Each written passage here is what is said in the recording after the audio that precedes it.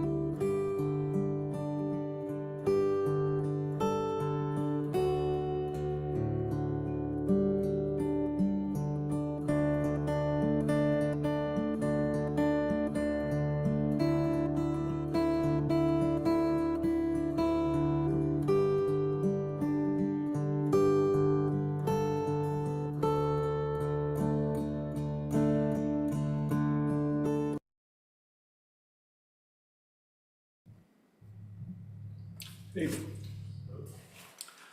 Our first hymn tonight is hymn number 55.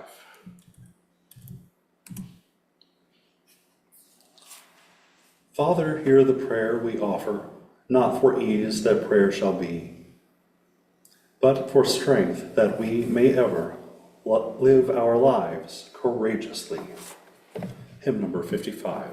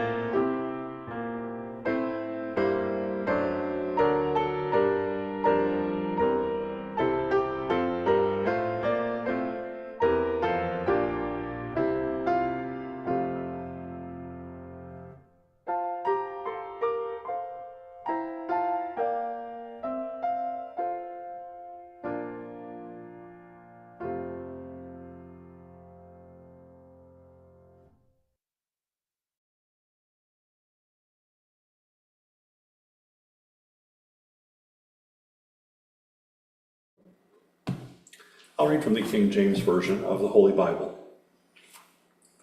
2 Kings.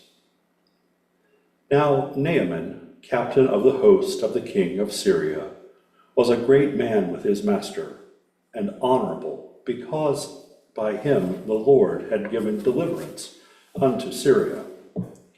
He was also a mighty man in valor, but he was a leper. And the Syrians had gone out by companies and had brought away captive out of the land of Israel a little maid. And she waited on Naaman's wife, and she said unto her mistress, Would God my Lord were with the prophet that is in Samaria, for he would recover him of his leprosy. And one went in and told his Lord, saying, Thus and thus saith the maid that is of the land of Israel. And the king of Syria said, Go, and I will send a letter unto the king of Israel. And he departed, and took with him 10 talents of silver, and 6,000 pieces of gold, and 10 changes of raiment. And he brought the letter unto the king of Israel, saying, Now, when this letter is come unto thee, behold, I have therewith sent Naaman my servant with thee, that thou mayest recover him of his leprosy.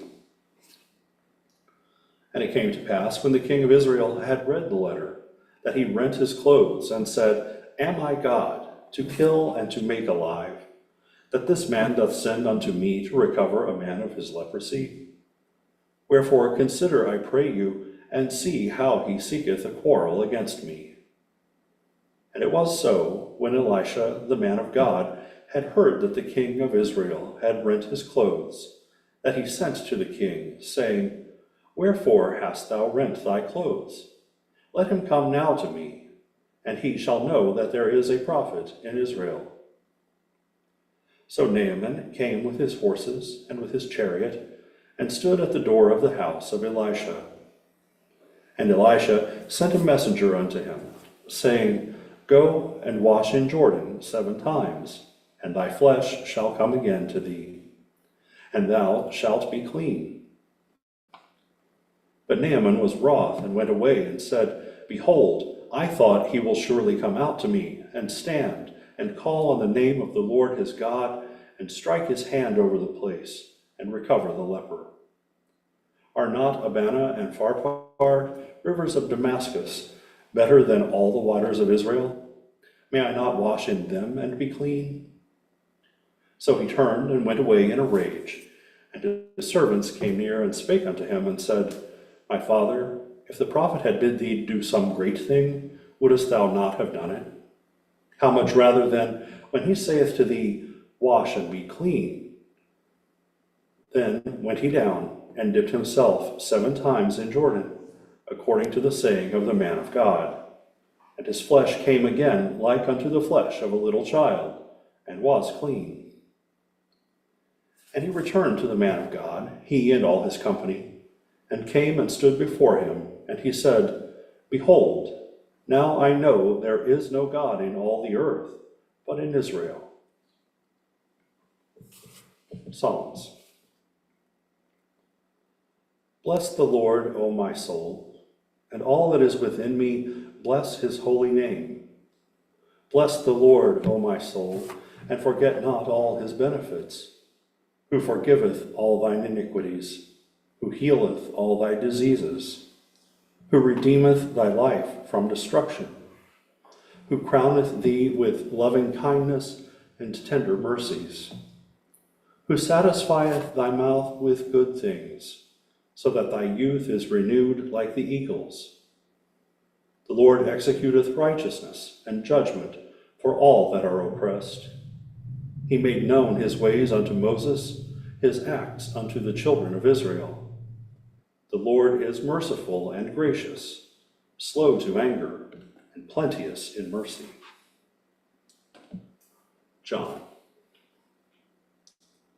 When therefore the Lord knew how the Pharisees had heard that Jesus made and baptized more disciples than John, though Jesus himself baptized not but his disciples, he left Judea and departed again into Galilee, and he must needs go through Samaria.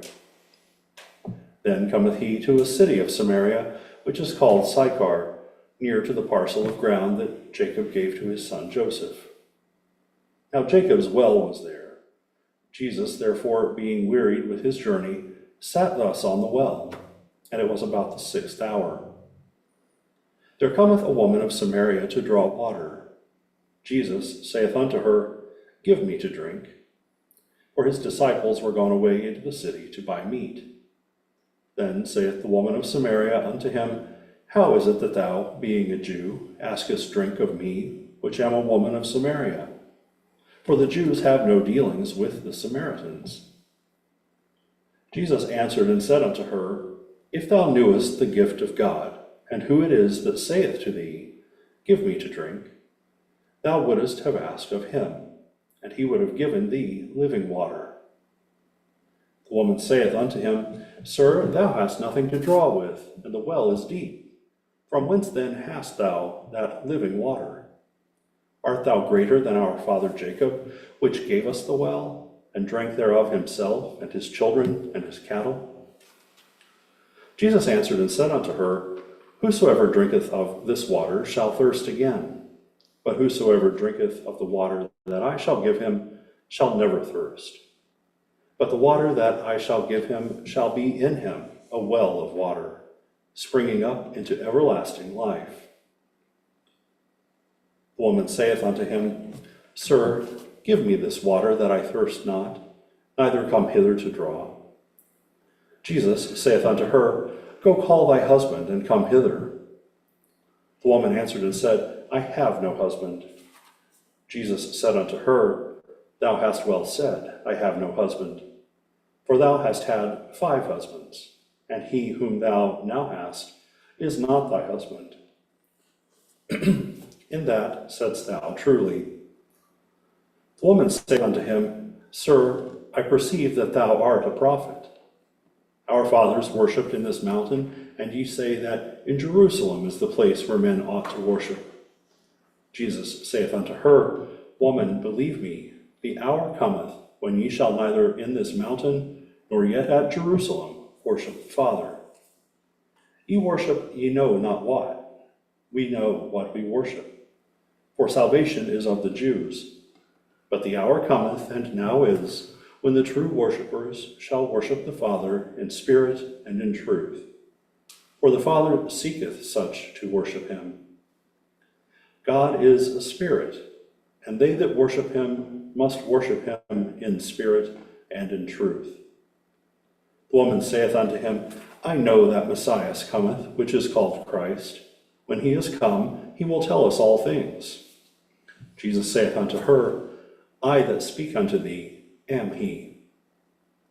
And upon this came his disciples, and marveled that he talked with the woman.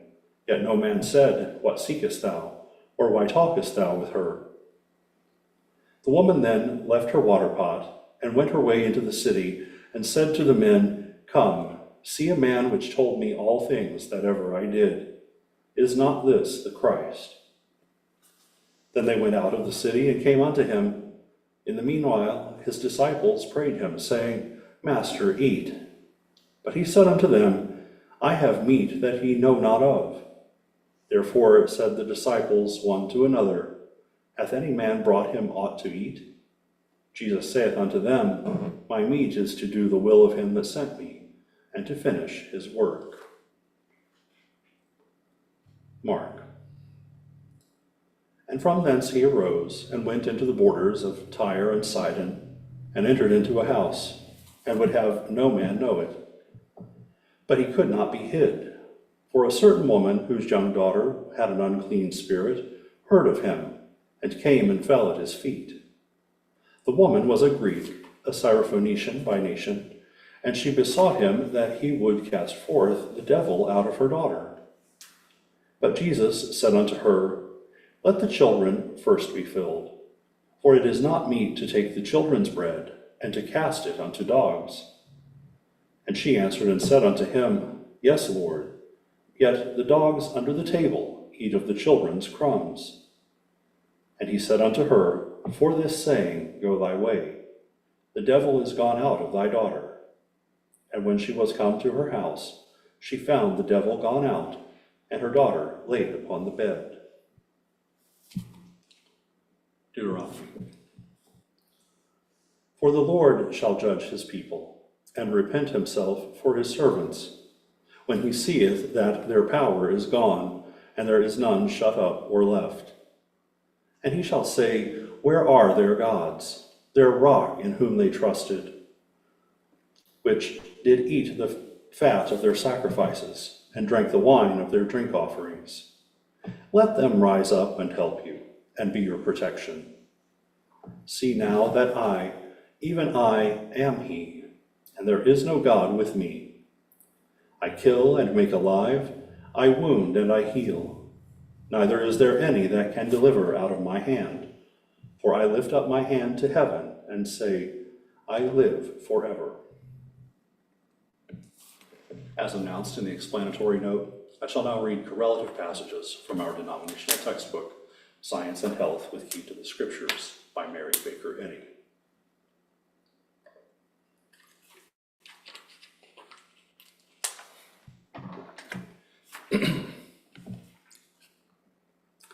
The divine principle of healing is proved in the personal experience of any sincere seeker of truth.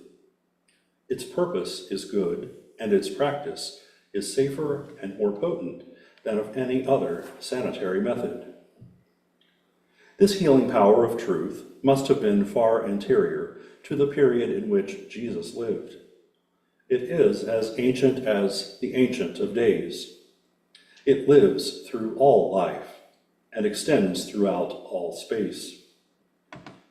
It is not well to imagine that Jesus demonstrated the divine power to heal only for a select number or for a limited period of time, since to all mankind and in every hour, divine love supplies all good. Jesus demonstrated the inability of corporeality, as well as the infinite ability of spirit, thus helping erring human sense to flee from its own convictions and seek safety in divine science. Reason, rightly directed, serves to correct the errors of corporeal sense.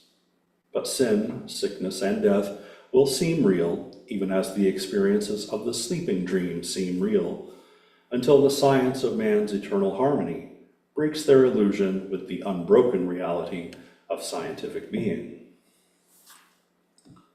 To the Christian Science healer, sickness is a dream from which the patient needs to be awakened. Disease should not appear real to the physician, since it is demonstrable that the way to cure the patient is to make the disease unreal to him. To do this, the physician must understand the unreality of disease in science. But if sickness and sin are illusions, the awakening from this mortal dream or illusion will bring us into health, holiness, and immortality. This awakening is the forever coming of Christ, the advance appearing of truth, which casts out error and heals the sick. This is the salvation which comes through God, the divine principle, love, as demonstrated by Jesus. It is unselfish, therefore it cannot exist alone, but requires all mankind to share it. Think less of the enactments of mortal mind, and you will sooner grasp man's God-given dominion. You must understand your way out of human theories relating to health, or you will never believe that you are quite free from some ailment. When we lose faith in God's power to heal, we distrust the divine principle which demonstrates Christian Science, and then we cannot heal the sick. Neither can we heal through the help of spirit if we plant ourselves on a material basis. Think less of material conditions and more of spiritual. Textbook appreciated. It has been my privilege to have interviews with representatives of more than 60% of the nations of this earth under their own vine and fig tree. I had never heard a principle understandingly advanced that would enable mankind to obey the apostolic command, prove all things, until Science and Health with Key to the Scriptures was placed in my hands. I believe that the honest study of this book in connection with the Bible will enable one to prove all things. I make this unqualified statement because of what my eyes have seen and my ears heard from my fellow men of unquestioned integrity, and the positive proofs I have gained by the study of these books. Many supposed material laws that had been rooted and grounded in my mentality from youth have been overcome. It required some time for me to wake up to our leader's words in Miscellaneous Writings, page 206. The advancing stages of Christian Science are gained through growth, not accretion. I had many disappointments and falls along before I was willing to do the scientific work required to prove this statement. Yet, notwithstanding the cost to ourselves, I am convinced that we cannot do much credit to the cause we profess to love until we place ourselves in a position to prove God as He really is to us individually, and our relation to Him by scientific work. I wish to express loving gratitude to our leader for the new edition of Science and Health. In studying this new edition, one cannot help seeing the wisdom, love, and careful prayerful thought expressed in the revision. Often the changing of a single word in a sentence makes the scientific thought not only more lucid to him who is familiar with the book, but also to those just coming into this blessed light. All honor to that God-loving, God-fearing woman, Mary Baker G. Eddy, whose only work is the work of love in the helping of mankind to help themselves, who has placed before her fellow men understandingly what man's divine rights are and what God really is. H.W.B., Hartford, Connecticut. The physical healing of Christian Science results now, as in Jesus' time, from the operation of divine principle, before which sin and disease lose their reality in human consciousness and disappear as naturally and as necessarily as darkness gives place to light, and sin to reformation. Now, as then, these mighty works are not supernatural, but supremely natural. Let's pray together silently for a few moments, and we'll pray together aloud the Lord's Prayer.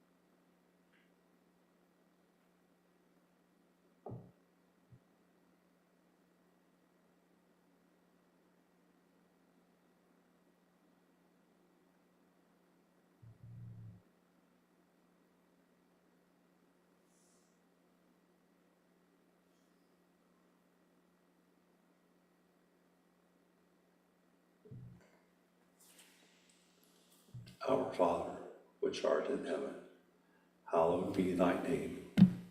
Thy kingdom come, thy will be done in earth as it is in heaven.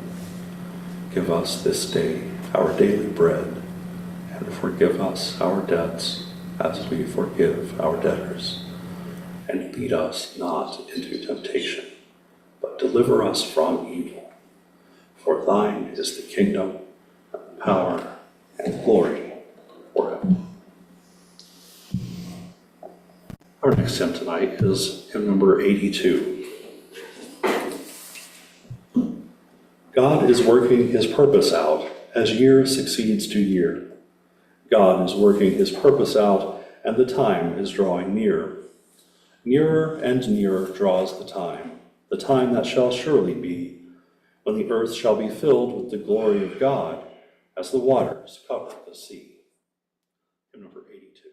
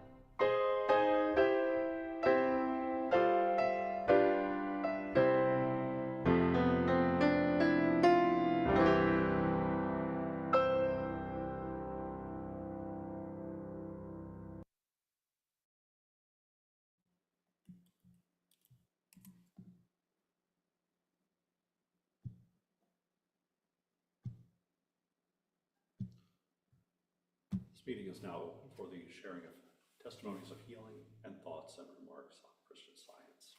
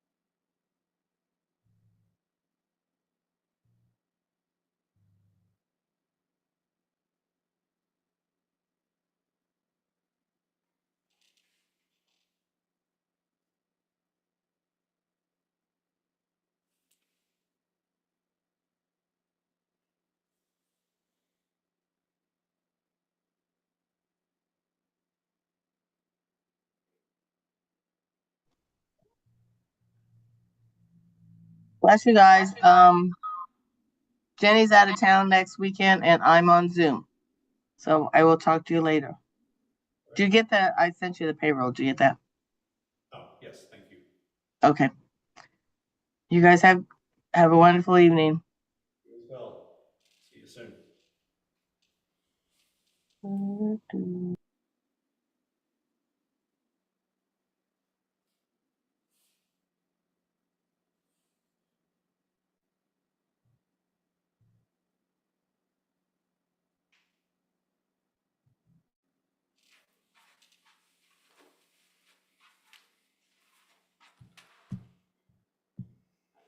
Our final hymn tonight is number 488.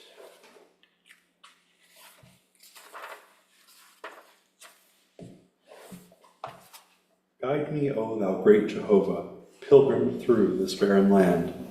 I am thine and thou art mighty. Hold me with thy powerful hand. Bread of heaven, feed me now and evermore. Feed me now and evermore. And number 488.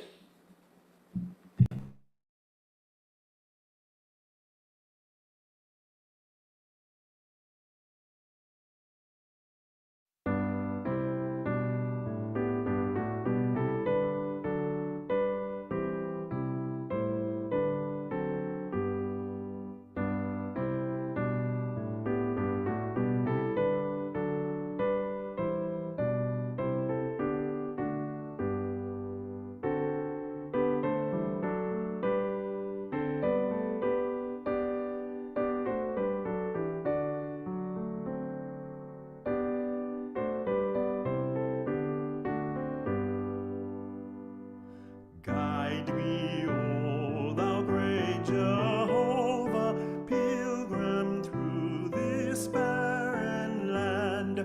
I am thine, and thou art mighty. Hold me with thy powerful hand. Bread of heaven, feed me now and evermore. Feed me now and evermore.